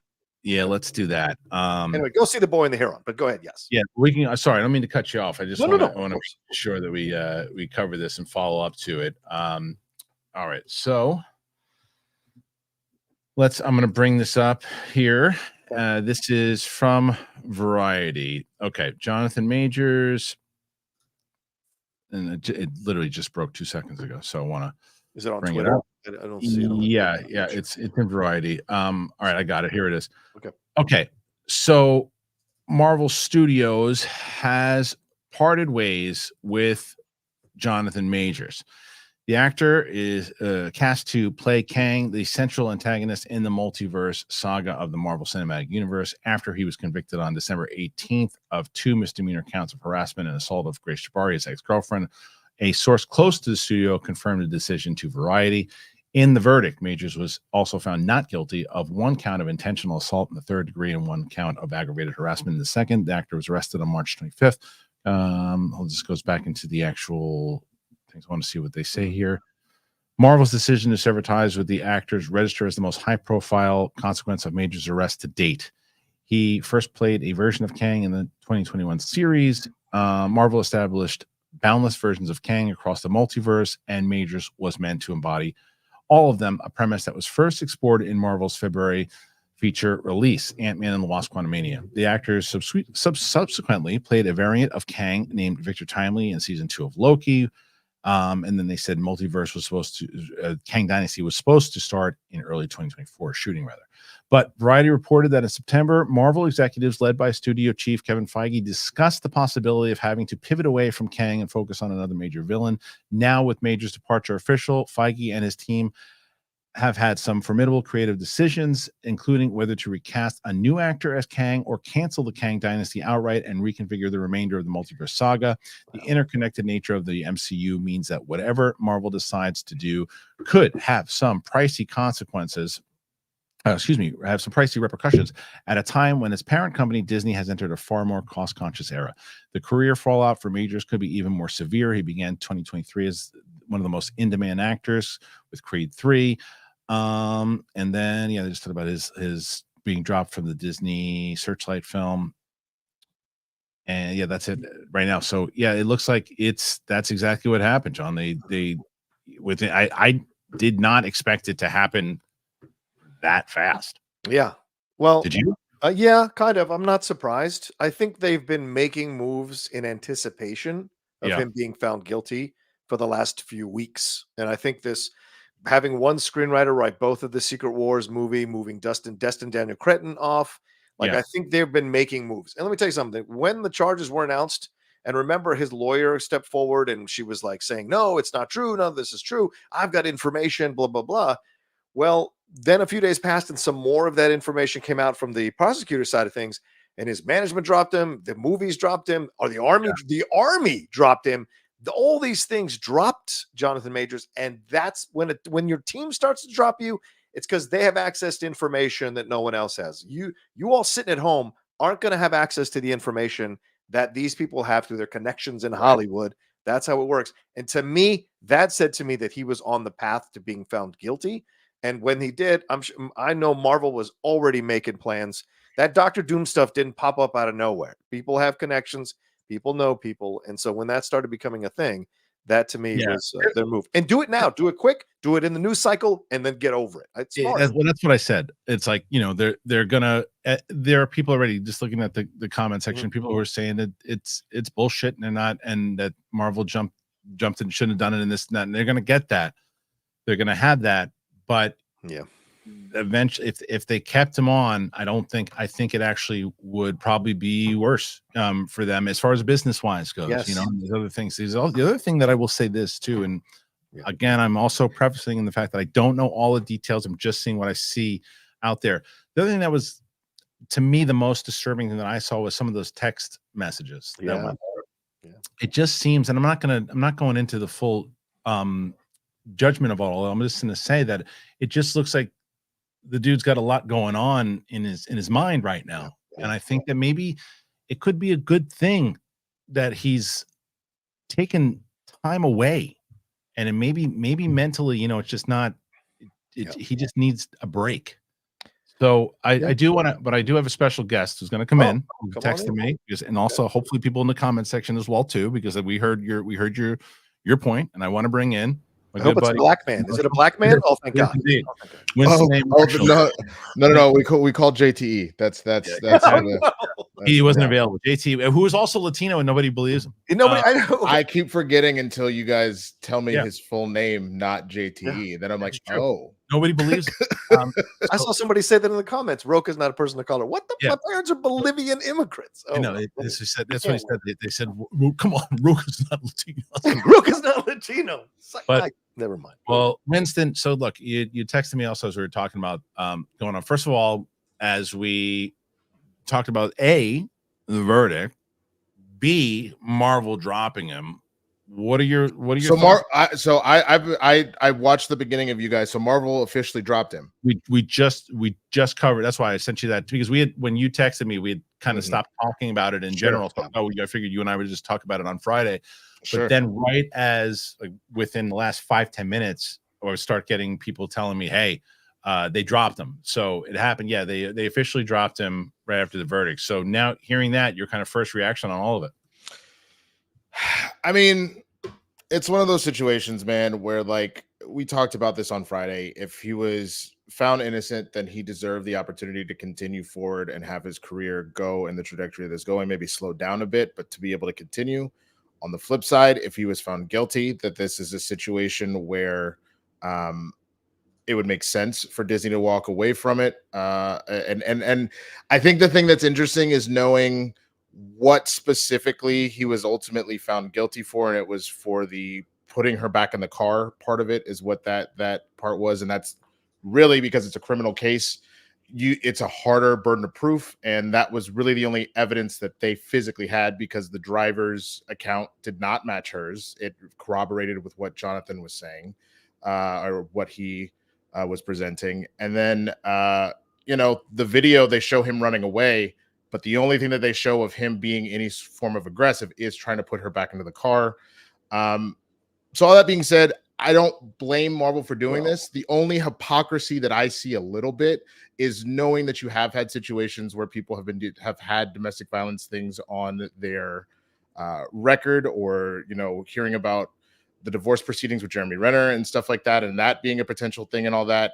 I think that this is a situation where why this is a little different. Some people are going to go throw race into it. You can make that argument one way or the other. I think the other difference here on top of that is specifically Disney is already feeling like they're in trouble with what's going on with the MCU. You have a situation where you have a clean out where you don't necessarily have to explain anything. You have a criminal verdict found as well to be able to say, okay, we're just walking away from it. And I think you're watching a situation where, understandably so, because business is business, they don't want any of the smoke that could potentially come from keeping him on board. It makes more sense for them to walk away. Yeah. I do What I hate said a few, yeah, exactly. You're right. I hate the double standard. I don't love the double standard that you still had Josh Brolin when he had something on his record. You have Jeremy Renner. Obviously, both of those are just allegations. They're not actual trials and all that. But you know what I'm saying? Like there is, but I think that's it though, Winston. Yeah. I think that's it though, because I think when it comes down to it, the allegations, as opposed to be like what we did say, and you and I said this on Friday as well too. Marvel didn't fire him with allegations. They fired him after a jury had convicted him. So the question is, would they have? And I don't know. I'm not discrediting a double standard. I think that's very absolutely happens all the time. But I'm just saying that it is, of course. Would it have happened if Brolin had a guilty verdict? Would they have gotten rid of him? I don't know. Maybe not. Right. And then the other thing, real quick, because a lot of people I do see in the comments back and forth are like, what does race have to do with this? To ignore the fact that this is specifically a black man dating a white woman, dealing with a domestic violence case, and also knowing from the standpoint when you have things like Emmett Till and everything else that have gone on in this country, to pretend like that doesn't have some sort of factor is, to me, a little bit ignorant. Now, that is not the main focus of the case, but that doesn't mean that that's not something that is still needing to be acknowledged because of what the optics of it look like regardless. So like including even the fact that, you know, Jabari was brought in and arrested by the cops, and then they decided not to pursue it. And they called her and asked and said, please come in. We're going to do a formal arrest, but then we're not going to charge you. You know what I'm saying? Like there's little things here and there, even if that is standard procedure, people have to remember, just like Disney waiting until the verdict came out before they pulled the trigger, because it sounds like they were already ready to be done with this in the first place. There are still things known as optics, and that's why people are getting upset about stuff, and understandably so. Like, to act like that's not important, to me, is being willfully ignorant. But I also want to say this and push back a little bit on what you were saying, Winston. There's also stuff with Jonathan in his past that wasn't allowed to be talked about in the courtroom, specifically a situation in London. So this wasn't like Jonathan had one fight with his girlfriend and throw him in prison. No, there was multiple incidents, not just with her, but with other people who came forward, that was not allowed to be talked about in the courtroom. So all these people going like, he's being railroaded, he's innocent, he's all this kind of stuff. There's more here. Do the research. Don't just look at one thing, read it all. And yes, there are things to point that it looks like a little bit like she's not 100% telling the truth, possibly in certain situations. He's not 100% telling the truth in certain situations. I think at the end of the day, it's a terrible relationship, a toxic relationship. It spilled out into the public, like Amber Heard and Johnny Depp. And this is where we're at now with the court case. I think if Johnny had been found guilty, I think there'd be a whole nother reaction to it with what happened in Virginia. Yeah. And because of what Amber would happen, so they're able to minimize her and Aquaman too. And in this situation, Marvel moves quick because look, and you're right, Winston, absolutely, because I said the same thing earlier. It's a business decision. And for them, the optics of it all, the look of it, you talk about optics, they're not going to stand behind a person who's been convicted of sexually assaulting and harassing a woman. You can argue degrees all you want. That's not going to matter for a business. And all of you that don't have businesses that are commenting in the chat, you don't know what it's like to risk your livelihood or to risk millions of dollars. Especially when you're in a position Marvel, especially when you're in Marvel's position right now of everything's kind of going not great for them in the first place, right? And the other point that John and I had brought up earlier was the fact that, like, yes, you're going to have people who are going to say, but it wasn't the major charges, and there are other people who have, you know, had gone through other things before, so why didn't keep them along? And that might happen for a little bit, but as John pointed out, Deadpool is the first release that comes out, and then there's no other movies until 2025. So people will eventually say, okay, either I gotta stop watching Marvel or I gotta move on with it, as opposed to keeping him on where we will consistently be with you until he is with the IP. No, I mean, we talked about this on Friday, man, that again, however this ended up playing one way or the other, and I said that if he was found guilty of having done the stuff, then the punishment should fit the crime. And like, truthfully, when we see sentencing, which isn't happening until February, it sounds like he probably won't see jail time. He'll probably end up with some sort of deferred sentencing and all that, including the fact that I guess with it being a lesser charge, he could face up to a year. But if I had to guess, it's probably not going to be that. But again, being in that situation in general, and that's the part that effing sucks, especially with him being found guilty, then, you know, shit, it is what it is. Like, you know what I'm saying? And again, it's funny listening to a lot of lawyers about the text messages. The only reason that those were brought in was because of during cross-examination, you were bringing up and you had a trail to say this is like a pattern of behavior with him being Right. so it had nothing to do specifically with this, and they would not have been allowed to do it if it had not been for his own lawyer opening that door up in cross-examination. Right. So like it is one of those things where, like, again, depending on how much you are legitimately been paying attention to this whole thing, I was not going to be surprised whether he got found not guilty or if he got found guilty, because there was a lot kind of going there, and it really just was like, okay, well, what's the mind state of what were people going in? And I know some people even asked what was some of the makeup of the jury, and there were actually, I want to say it was like 60% black, if I remember correctly. It was like 2 black women, I think 3 and 2 black men, I believe, and then a white woman and a white man, I think. I don't fully remember, but so it was also balanced in that regard too. So you know what I'm saying? So like, I don't think that any injustice was served here. I just think that this whole thing has been very messy. And as Rocha said, this is a toxic relationship, but these two did not need to be together. Yeah, it's true. I will say real quick, just Rocha, you I just want to clarify. I said, I shouldn't have said sexual assault. It's assault and harassment. I apologize. I overspoke in that situation. Okay. Yeah, that's what I was going to bring up. Just a thank you. little house cleaning there. Yep, John just misspoke. Okay, so Winston, thank you for joining us, my man. We're gonna get you back on Friday, me, you, and Coy, and then we're trying to get you. We're gonna make sure that we can try to all see Aquaman, because we're gonna do the spoiler review as well too. So, all right. So before Winston go, I also want to tell you guys real quick, as we are going to come back, we're going to do your super chats. I saw that you put them in there, but I want to tell you guys, I'm so excited to let you know about both AG1 and DraftKings. Let me tell you about both. Winston, thank you, my friend. Unwrap the first of many presents this season with holidays on the house from DraftKings Casino. With hundreds of games, prizes, promos, DraftKings Casino has everything on your list. Right now, new players who play $5 get $100 instantly in casino credits. What are you waiting for? Cozy up with all the classics like slots, blackjacks, roulette, or play exclusive games that you're only going to find at DraftKings Casino to feel the holiday cheer all along. Download the DraftKings Casino app now and sign up with the promo Big Thing. Use that code Big Thing and play $5 to get $100 in casino credits. That is promo code Big Thing, only at DraftKings Casino. The crown is yours. If you have a gambling problem, please call 1-800-GAMBLER or visit www.1800gambler.net. In Connecticut, help is available for problem gambling. Call 888-789-7777 or visit ccpg.org. Please play responsibly, 21 and up. Physically present in Connecticut, Michigan, New Jersey, Pennsylvania, West Virginia only. Void in Ontario. 1 per opt-in new customer. Minimum $5 deposit.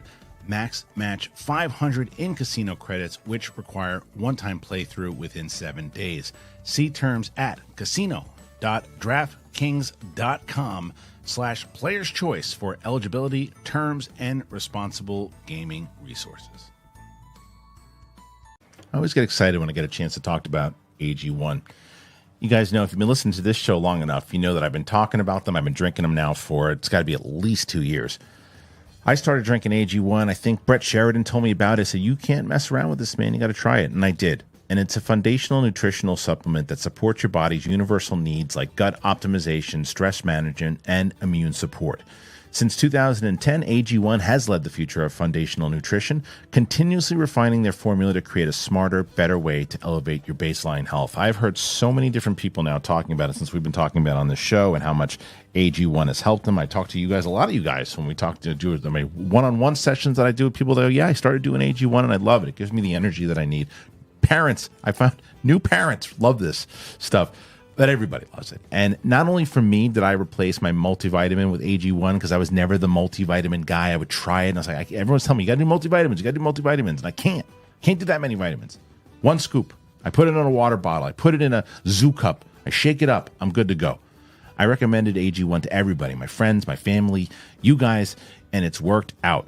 It's great. I get energy. I get a pep in my step. I love AG1, and you guys know how long I've been talking about it. People still they'll tweet and they'll X whatever they X me, and they say, "Hey, AG1, you've been talking about it forever. I'm trying it today," and they never go back.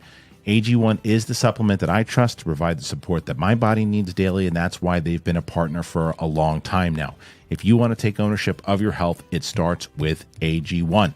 Try AG1 and get a free 1-year supply of vitamin D3, K2, and 5 free AG1 travel packs with your first purchase. But you have to go to drinkag1.com/big thing. Drinkag1.com/big thing. Check it out. All right. Thank you to our sponsors, both AG1, DraftKings Casino.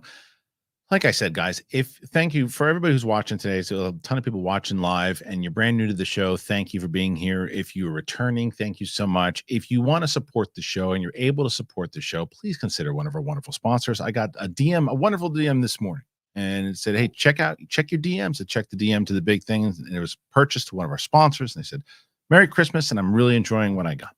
So I'm so excited for the opportunity for you guys to do that too. And we're going to get to your questions in just a second here, but I wanted to give John Rocha a chance to let you guys know about what he's doing on his channel. I'm so lucky to have John on the show. We decided that we were going to be doing some more live streams together on Mondays, and he is graced us with his presence today. So, Very good. But John, what can you tell the people? Where can they find you? What should they do?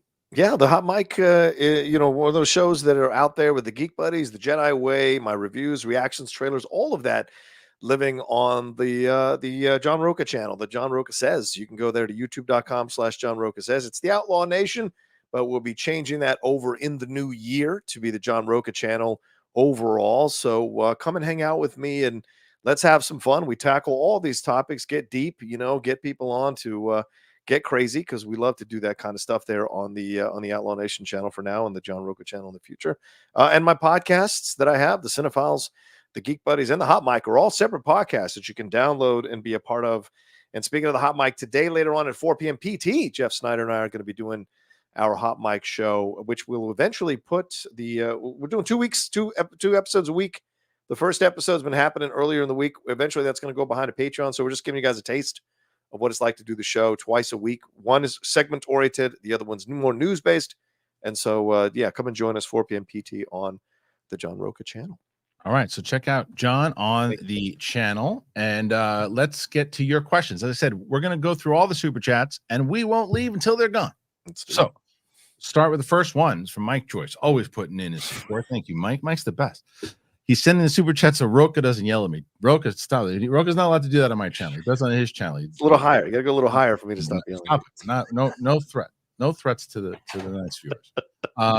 And like I said, I saw so many of these things come in. So be patient with me as we go down the list. But I was so excited. There's so many people that have joined the show, and hopefully for the first time, we are on Spotify and Apple and all that stuff too. So I'm trying to get all of these.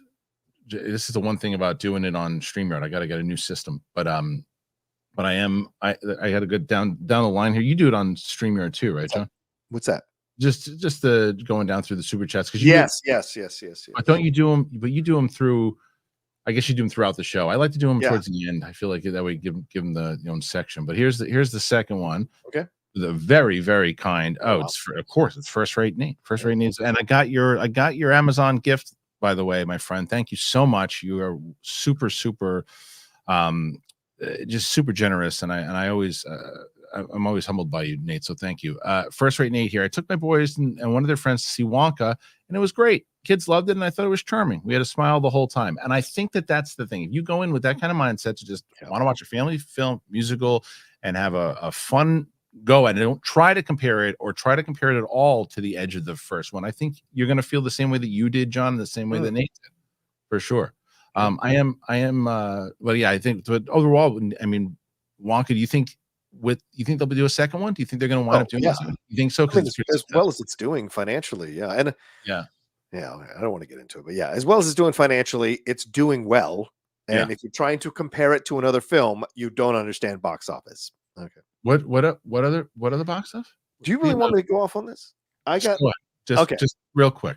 I got an itchy bone to pick, and I'm starting to really itchy butt. Yeah, I'm starting to lose my mind at the Marvel's defenders, who are taking every little thing and twisting it to fit into whatever narrative, injustice narrative they have about the movie. The Marvels cost $260 million. Yeah, that's what they're like saying. Why is the Wonka film not a flop when it made 40 million? It's a lower budget. It cost 80 or 90 million dollars, and it did well internationally. What are you talking about? Internationally, it's already made 150 million internationally. What are you talking about? And this something that drives me crazy. I get injustice. Certainly, no one has banged the representation drum louder than me in this sphere. But there's also reality, and if you don't do a good enough movie, people aren't going to go see it. Okay, and so you can't keep twisting and defending. Like at some point, they're becoming a cult where it's like, again, you're rolling a dice with this $200 million budget. You're rolling a dice.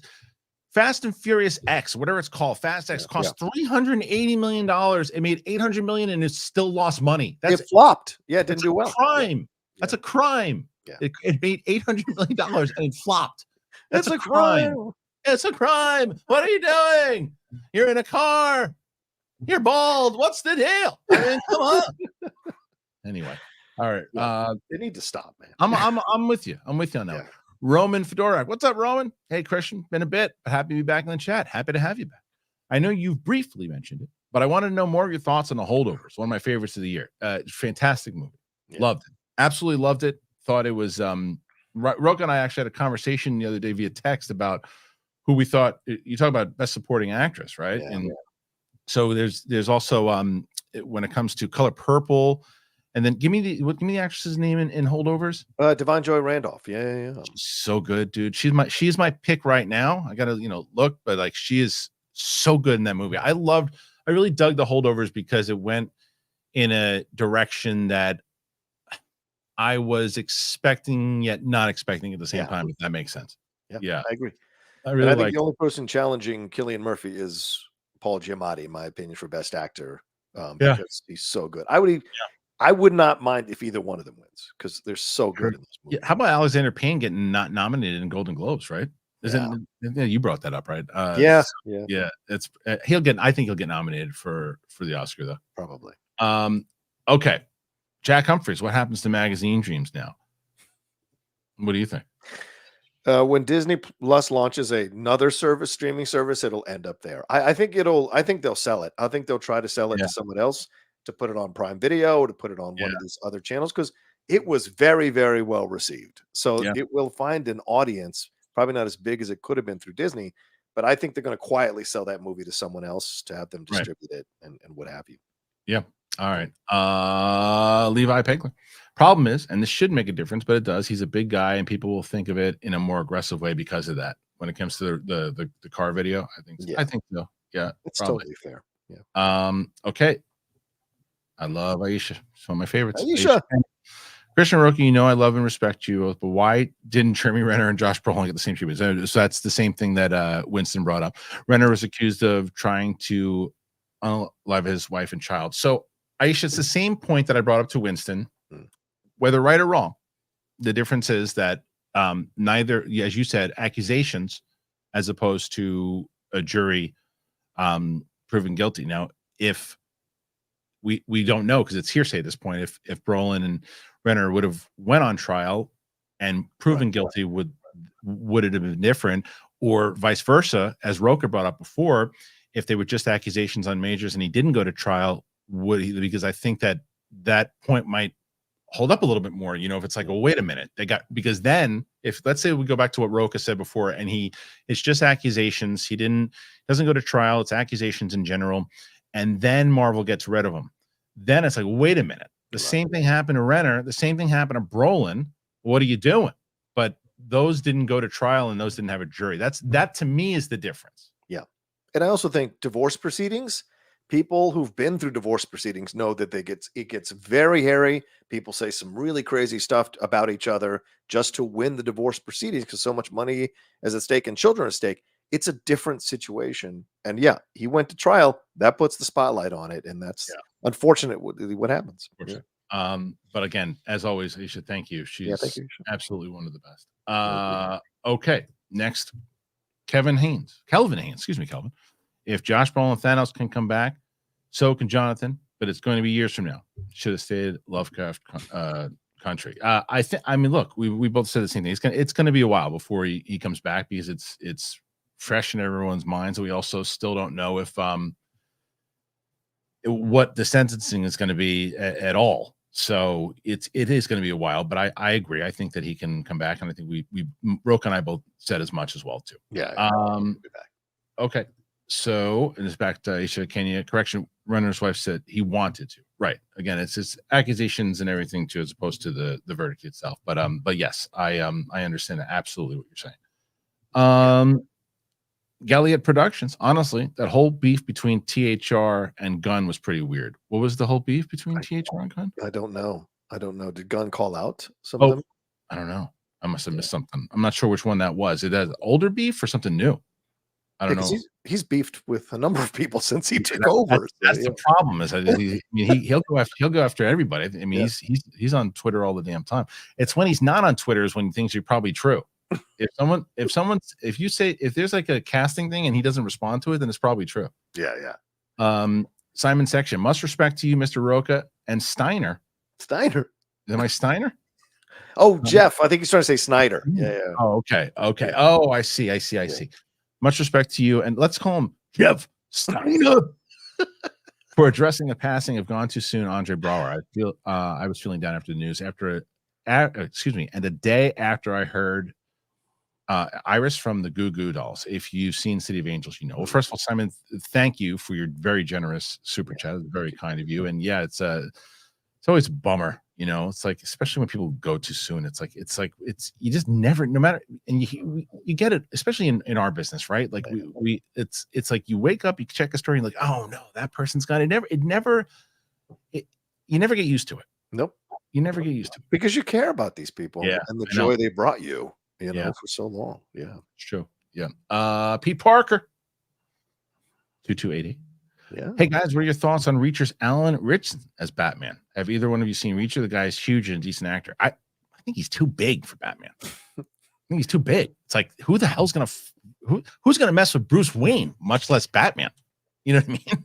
It's this is Dark Knight Returns size Batman. This is the size of Batman when you're dealing with Ritchson. Massive. But he's not only just massive, he's super tall. He's the perfect casting for Jack Reacher. And I saw the first 3 episodes of Jack Reacher, and I really enjoyed it. I want to get back into it. But I did watch it. Did you watch it? Oh yeah, I finished both seasons. They're fantastic because I got the screeners ahead of time through Prime Video. So I watched them. It's great. I love Alan Ritchson. It's a damn good series, but I don't know that he is Batman necessarily acting. So that's what I'll say. Oh, what do you guys got? Break something today? So watch Hot Mic later? You know, maybe Hot Mic at 4 p.m. We're definitely going to talk about it for sure. Okay. All right. Mike Joyce. Kristian, any plans to do a DCEU post-mortem with Roxy Kalinowski after Aquaman 2 in a mini DC movie news reunion? You mean something like as far as like just talking about all the movies that came out? I mean, that could be something like when the last one finally comes out to do like a whole breakdown on it. Maybe it's not a bad idea. I'm glad I thought of it. No, I'm just kidding. No, it's a good idea, Mike. I'll definitely I'll talk about it with them for sure. I haven't seen this guy in a while. There he is, Trash Panda. I think the safest movie for Marvel is to announce a Victor Von Doomer origin film. A script from Legion's Noah Hawley existed during the Fox acquisition. Interesting. Shoehorned into the Cap 4 reshoots. I mean, I can't ever, and this is a question that always comes up on like Star Wars, right? I would love to see villain-led movies in Disney. They're never going to do it. Now, will they do a villain-led series? Better chance on TV to do a villain-led series than I see a villain-led movie because it's just too risky with the box office. You know, it's like in WWE, I mean, maybe it's different now, but back in the day, the villain shirts didn't really sell the way that the babyface shirts sold. But I don't know, man. I don't know. I think I'd love to see that, especially depending on you've got to cast a big movie star for Doom now. I mean, you have to. Yeah. They've been looking at my Ryan choice, Gosling, right? What? Say that. Gosling's my number 2. Yeah. Henry Cavill's my number 1.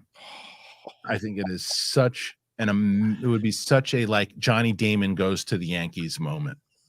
You know, CM Punk comes back to WWE. Yeah. Well, you never went, but it's like but he's never been there. It'd be like if when Sting came over to the WWE. Oh, I see what you're saying. Right. You know what I mean? It's like that because he's never been there before. He's never been in Marvel before, and like he was been at premieres and he's been at these things, and like him showing up as Doom. Henry Cavill announced his Doom would blow the roof off the place, but they're never going to do it. I think Gosling's a good choice, though. Gosling's a good choice too. Obviously, he's a major movie star. So Gosling and Cillian Murphy are the two ones that I keep hearing. I'm hearing that too, and especially now, I like Cillian Murphy a lot. I mean, I think he's great. My thing with Cillian Murphy is, are they? Is it one of these in the moment things where he's the guy right now because he's probably going to win the Oscar, and he was in Oppenheimer, which almost made $1 billion. It's a very popular movie, but and I think he's one of the most talented actors out there. Is he a major movie star though? And I don't mean he was he's not a Nolan movie, but is he a major movie star? And now the argument can be made, well, is Henry Cavill a major movie star?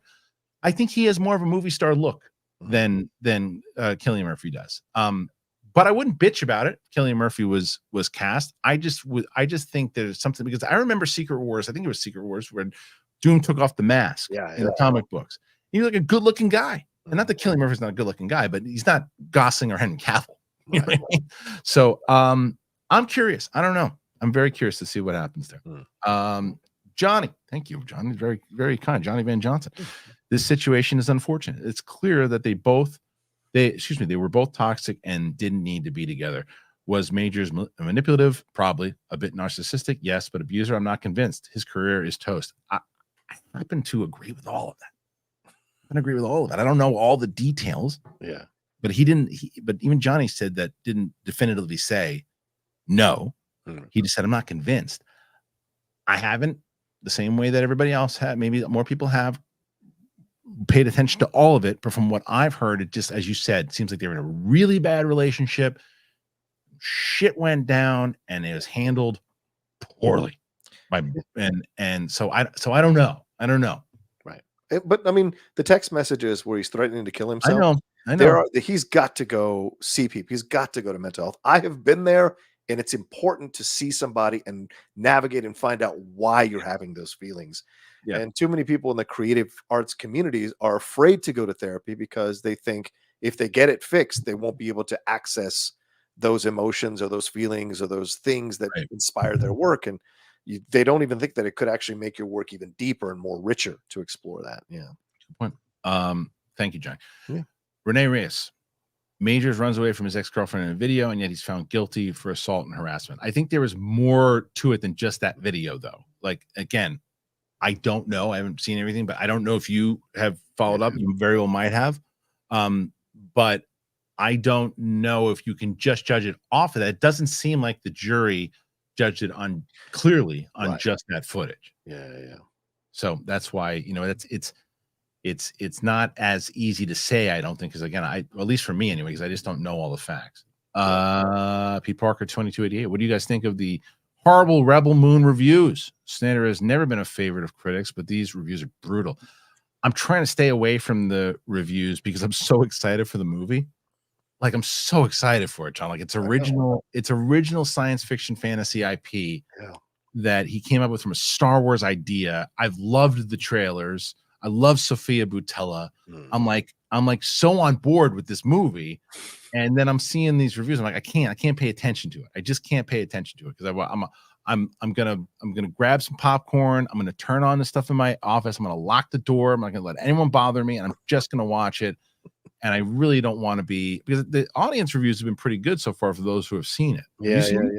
No, I see it tomorrow night. I'm actually hosting a screening of it in San Diego. Yeah, at AMC Mission Valley. If any of you who are watching or listening are in San Diego, AMC Mission Valley, DM me because I get to put some names down for free tickets to the screening. So yeah, 7 p.m. PT tomorrow night. I can't wait to see it, brother. I'm with you. I'm ignoring all the reviews until I see it for myself. I don't trust critics when it comes to Zack Snyder. People just have their nerd anger out for a guy who makes manly movies, and so I don't listen to them. I go and see it for myself and see if I like it, and I'm hoping I like it. I know JT's is the one that has me concerned. The fact that he didn't like it, that bothers me. So okay, open. Yeah, him and I are usually on the same page. All right.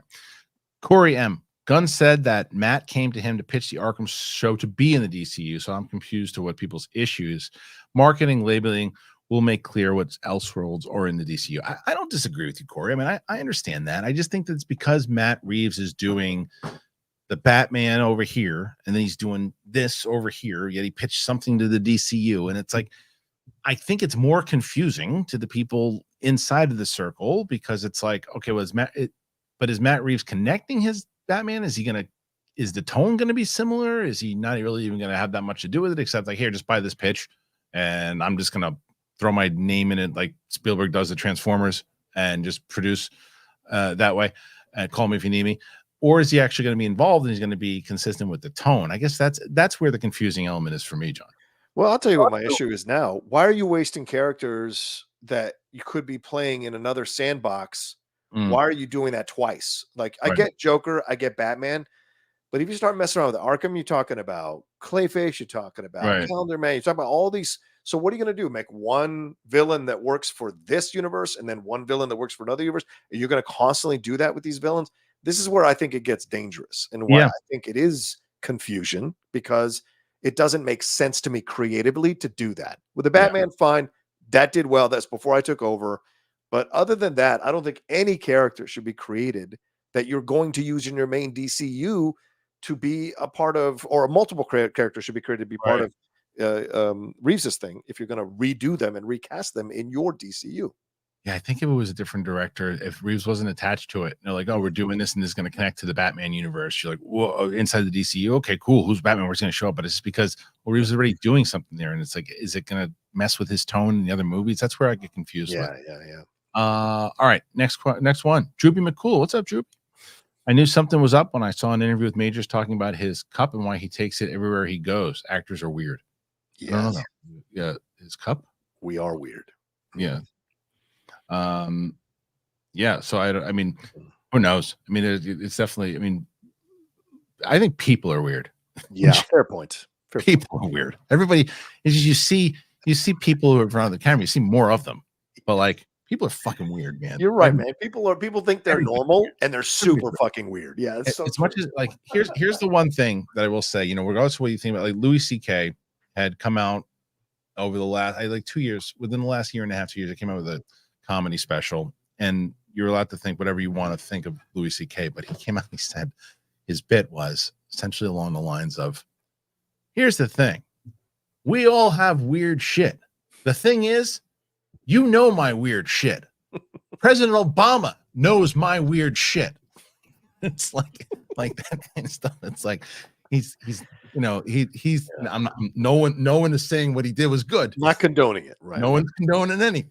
I'm just saying, when it comes to, people are fucking bizarre. Yeah. People are bizarre, and people have their thing. People have their thing. All right. What's the next one? Let's see. Did I miss one? I want to make sure that I got everything. That was the last one there. That wasn't the very last one, but that was from Droopy McCool. Okay. So the next one here coming up. And thank you guys, by the way. And like I said, we'll be here. We're doing these, I think we're almost done, but we'll be doing them as long as you guys are putting them in there. So if there's anything you want to ask John and I, please do. Renee Reyes, how does Jonathan Majors come back from this with his career? I mean, it's work, man. That's it. It's the most cliche answer I can give you is with work and with time. Yeah. And I'm going to add one more thing to this. And listen, the Black community of creatives takes care of its own. And they understand if they feel someone has been railroaded or hasn't been treated well. And I see some of you in the chat who've said, like, this is wrong, it's incorrect. I get it. And it's totally fair to feel that way. There are plenty of Black creatives, directors, actors, producers who would be willing to work with Jonathan if they felt the same way. So don't be surprised that we see him come back much quicker than you anticipate, but in smaller, more independent-based studio films, as he builds his way back to getting back into the mainstream. So I imagine that's what's going to happen there. Yep. The great Tim Sim, love him. For Disney, whose losses of over $1.3 billion in this year's films, according to Dan Merle, is what defines their 2023 instead of their 100th anniversary celebration. Recasting Kang is inevitable. Well, recasting him, interesting. I mean, I don't know if they're going to recast this or move away. I think they gave themselves a pretty clear out to just kind of get away from it, and so the TVA kind of took care of him. But who knows? Who knows? But that is a great point that Tim brings up, though, John. 1.3 billion in losses is what people are going to be talking about instead of the fact that this is their 100. What a shitty 100th year. I know. Overall, with everything just been really bad. So yeah, and speaking of Dan Murrell, I'm glad that you brought up Dan Murrell, because this is last year, John, myself, and Dan Murrell, we did a show, a 4 Big Thing, where for about 2 hours we just talked about all the best TV and movies that we enjoyed, and it was a great format. It's like we just kind of had a list that we put together. We didn't necessarily get to everything we wanted to talk about, but we talked about, like, so we bounced back and forth. I'm like, okay, I'm going to start with a movie that I want to talk about out of our best list. And I brought that up, and we think that Top Gun was the first one. I think John actually brought it up first, and it was Top Gun Maverick. And we discussed that for like 5 or 10 minutes. And then we moved to a TV show. And so I asked the guys, because, Dan's in Arkansas. So we were talking about doing it. We're going to do it on StreamYard, but nonetheless, the 3 of us are going to do it again this year, and it'll probably air sometime next week. But I'm so excited to do it again, because we had a great conversation, and I can't wait to see the movies and TV shows that we come up with, John.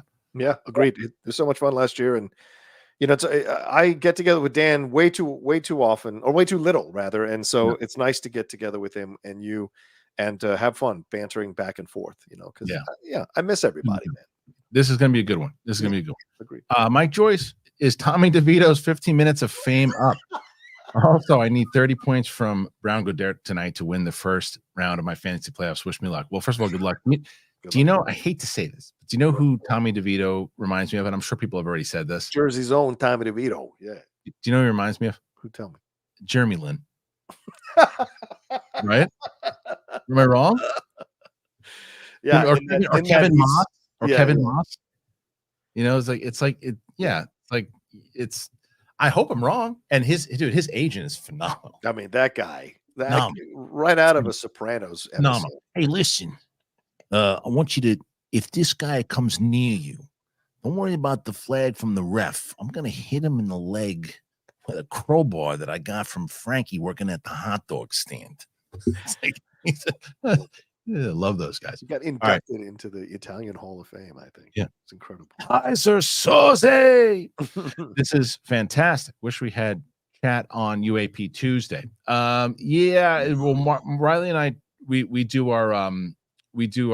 actually record today on Mondays, so it's hard to do. Like, my only live show is today. So, and I think it makes it a little bit more special that way.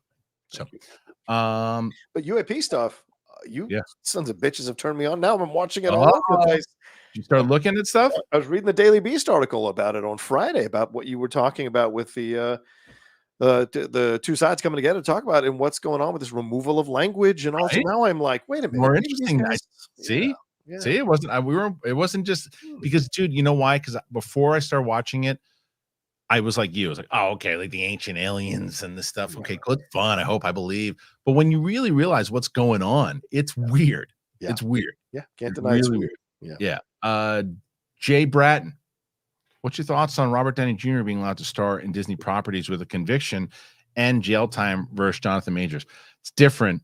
That was a kind of, with Downey, again, it was years later, and it was also whether it's conviction, it was more of like a self-harm thing. Right. It was drugs and weapons charges. Yeah. And it was also not easy for them to get him in that movie. Favreau, they would not insure it. Favreau had to fight to get him into that movie. And it wasn't Disney at the time. It was Paramount, I think. Paramount. Yeah, it was Paramount.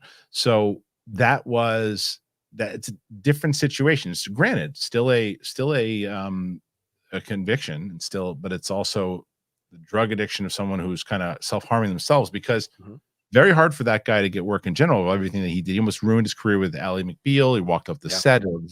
So different situations, yet similar, and understand why you would ask.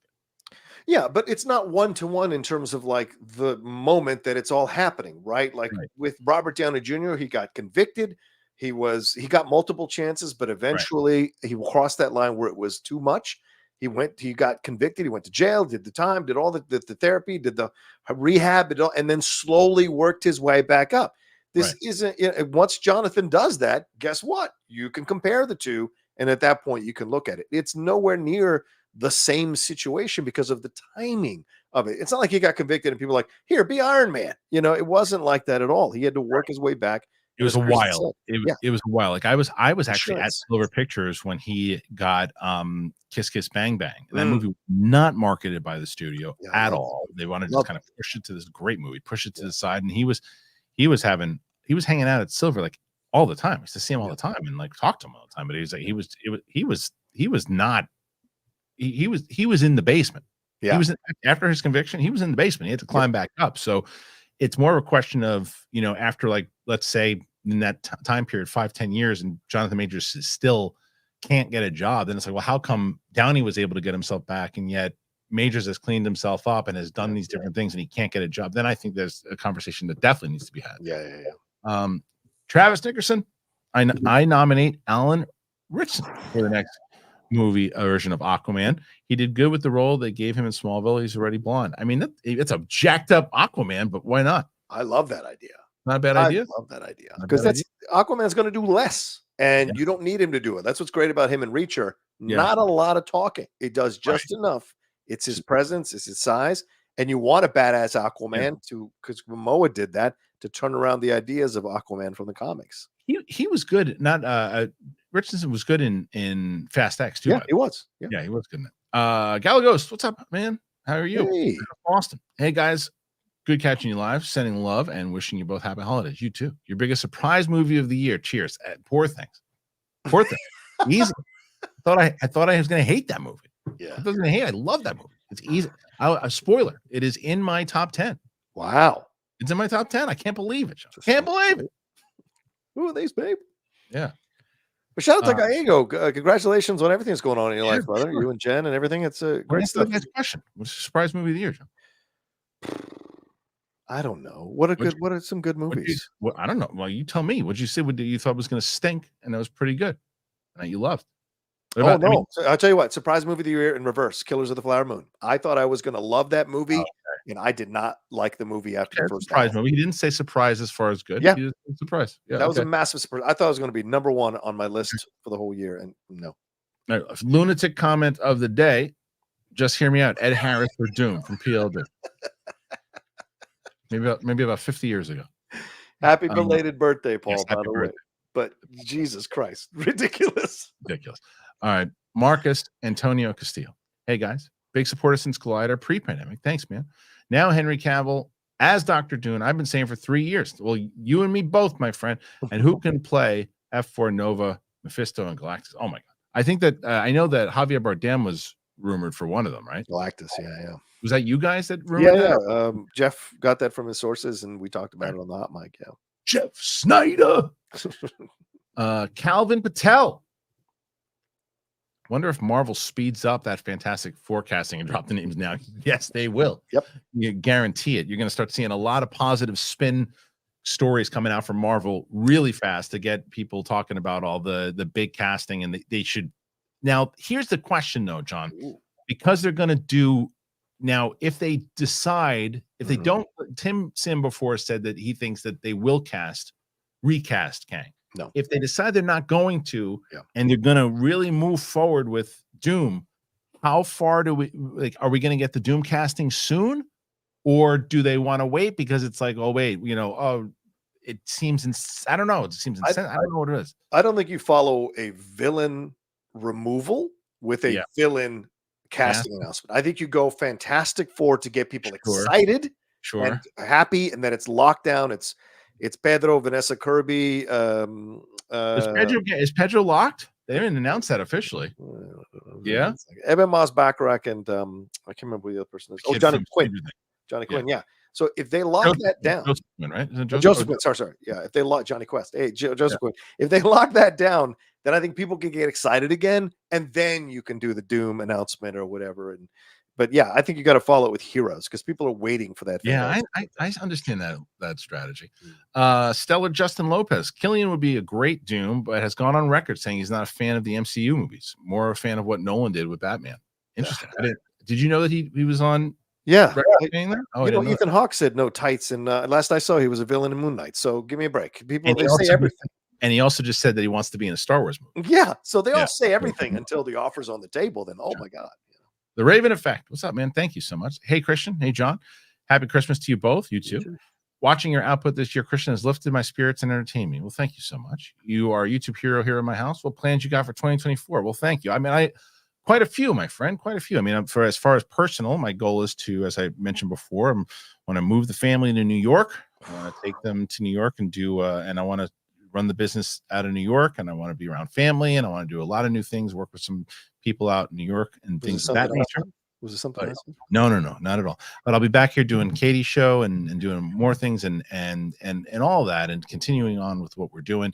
But I want to keep building the channel, and that's why I keep telling people, if you're watching for the first time, please subscribe to the channel. We want to get to 200,000 faster than we got to 100, so that would be helpful. So yeah, we're just trying to build, man. That's kind of the goal. So thank you, and that's very kind, very, very kind. Yeah.